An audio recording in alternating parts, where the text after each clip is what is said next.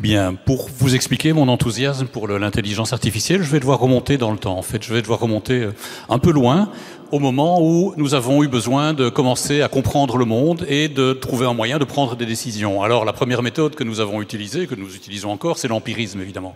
La deuxième méthode, ça a été la réflexion, ça a été ce qui s'est formalisé plus tard sous la forme du raisonnement scientifique. Et c'est le raisonnement scientifique, c'est ce type d'approche qui pilote le monde tel que nous le connaissons.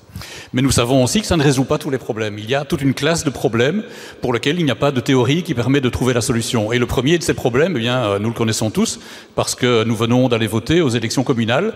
C'est la manière dont nous devons décider quelle est la loi que nous allons passer, qui est la personne qui va diriger la commune, qui est le type de gouvernement que nous devons mettre en place. Pas de théorie, l'empirisme ne dit rien. Et les Grecs, voilà, le passé, les Grecs en fait ont trouvé un moyen de résoudre ça, ça s'appelle la démocratie.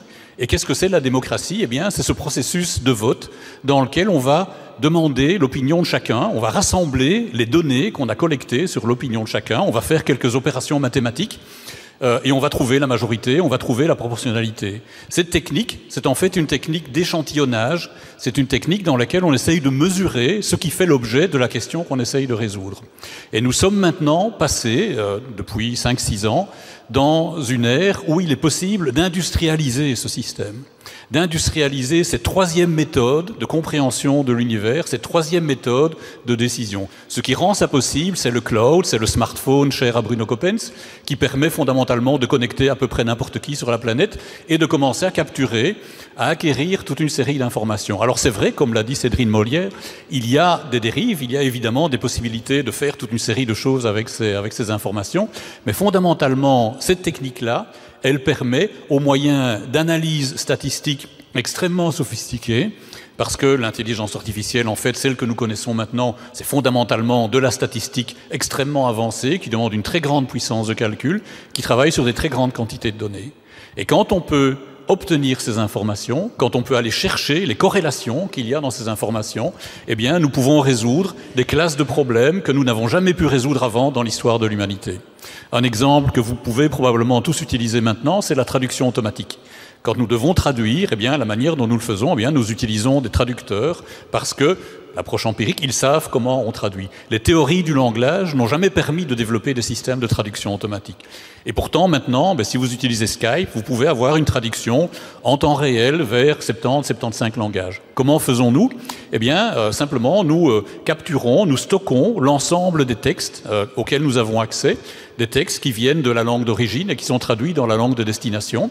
Quand on a une phrase à traduire, on fait une analyse statistique de correspondance de cette phrase dans l'ensemble des textes dont nous disposons. On va voir quelle est la traduction, on l'ajuste en fonction des différences et le problème est résolu.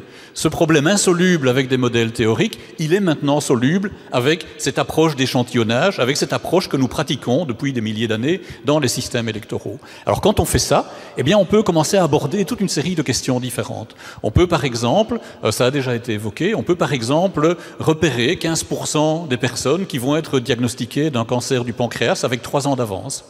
Ce sont des techniques qui ont été démontrées par Microsoft il y a quelques années. Nous l'avons fait également avec le cancer du poumon. Et fondamentalement, le potentiel, l'avantage, la promesse de l'intelligence artificielle, elle est dans cette capacité à fournir des solutions dans des problèmes complètement différents, pour lesquels il faudra évidemment de nouvelles personnes. C'est là où vont se trouver les gisements d'emploi, pour lesquels évidemment il va y avoir des transformations de certaines fonctions, de certains rôles, mais qui vont vraiment fondamentalement nous permettre de passer dans une nouvelle ère où ces problèmes d'environnement, ces problèmes de gestion de toute une série de machines, par exemple, vont pouvoir être résolus par ces algorithmes.